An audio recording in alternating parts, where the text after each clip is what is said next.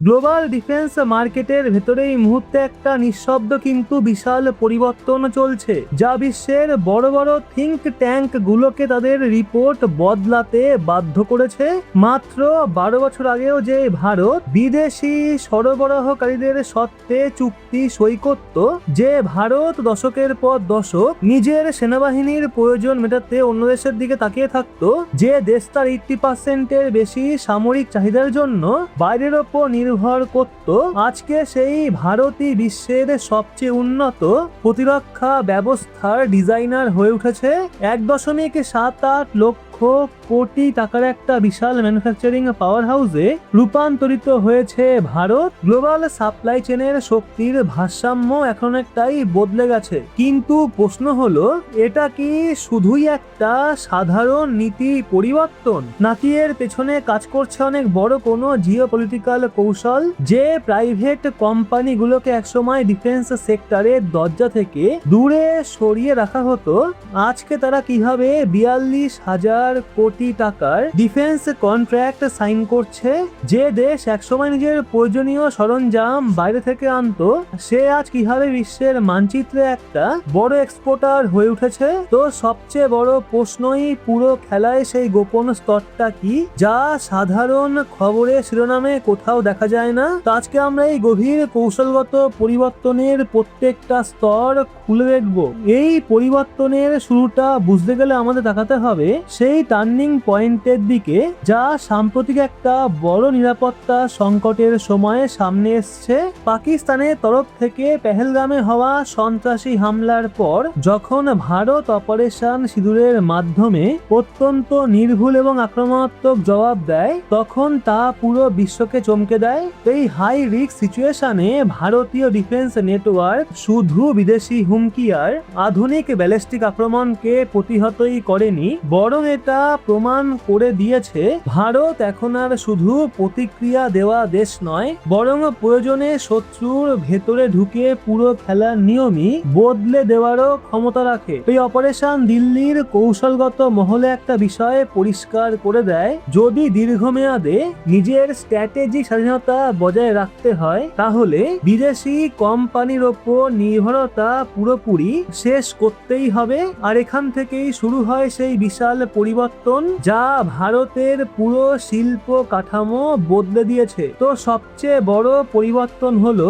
যে সরকারি কোম্পানিগুলো একসময় ধীর গতির জন্য পরিচিত ছিল, তাদের পাশাপাশি এখন ভারতের প্রাইভেট সেক্টর সামনে এসে গেছে। 2026 সালে ভারতের মোট ডিফেন্স প্রোডাকশন 1.78 লক্ষ কোটি টাকার সর্বোচ্চ স্তরে পৌঁছেছে, যা গত বছরের তুলনায় 15.6% বেশি। কিন্তু আসলে চমক লুকিয়ে আছে প্রাইভেট কোম্পানিগুলোর ওপর।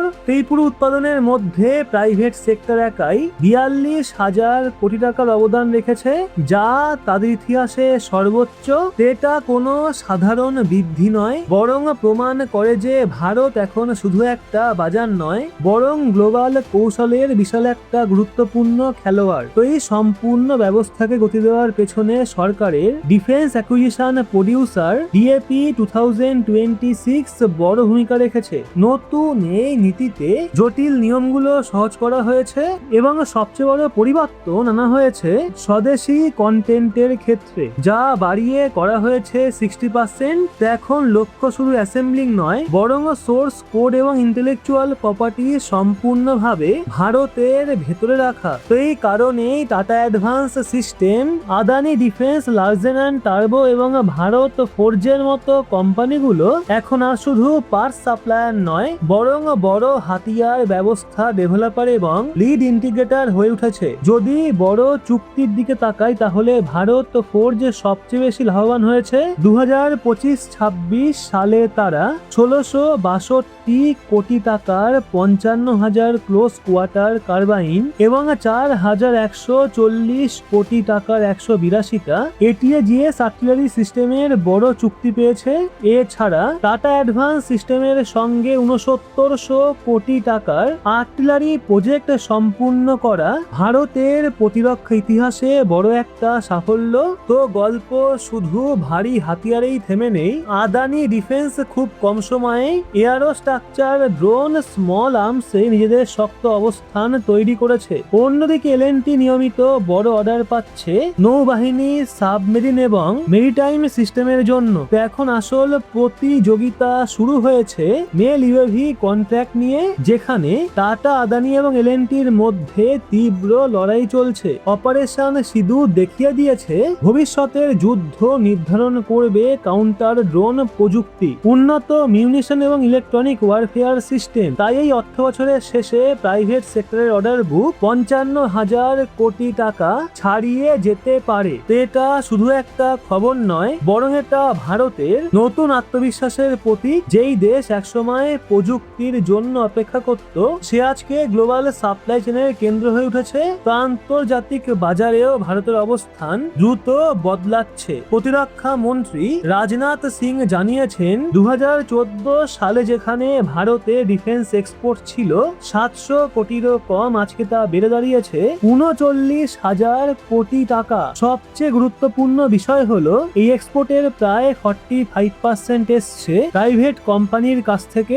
আজ ভারতীয় BrahMos component, Pinaka rocket launcher, উন্নত ইউএভি এবং ইনফ্যান্ট্রি হাতিয়ার 80টারও বেশি দেশে রপ্তানি হচ্ছে। এই হাতিয়ারগুলোর পারফরমেন্স দেখে বিশ্বের বিশ্বাস বহুগুণ বেড়েছে। এই পরিবর্তন শুধু বড় কোম্পানিতে সীমাবদ্ধ নয়, আইডিএক্স এর মতো উদ্যোগ, স্টার্টআপ এবং এমএসএমইদের যুক্ত করে একটা শক্তিশালী মাল্টিলেয়ার সাপ্লাই চেন তৈরি করেছে। ফলস্বরূপ গোল্ডম্যান স্যাক্সের মতো সংস্থা অনুমান করছে 2025 থেকে 2028 সালের মধ্যে প্রাইভেট ডিফেন্স কোম্পানির ইপিএস 32% হারে বাড়তে পারে। তবে এখনো কিছু বড় চ্যালেঞ্জ রয়ে গেছে। আর্টিলারি, ড্রোন এবং মিসাইল কম্পোনেন্টে ভারত এগিয়ে গেলেও উন্নত air engine, next gen sensor তৈরি করা এখনো কঠিন। তবুও 2026 সালের অর্ডার পূরণের গতি দেখে পরিষ্কার, লক্ষ্য শুধু বর্তমান চাহিদা পূরণ নয়, বরং সম্পূর্ণ আত্মনির্ভর প্রতিরক্ষা শিল্প গড়ে তোলা। ডিফেন্স মিনিস্ট্রি মনে করেন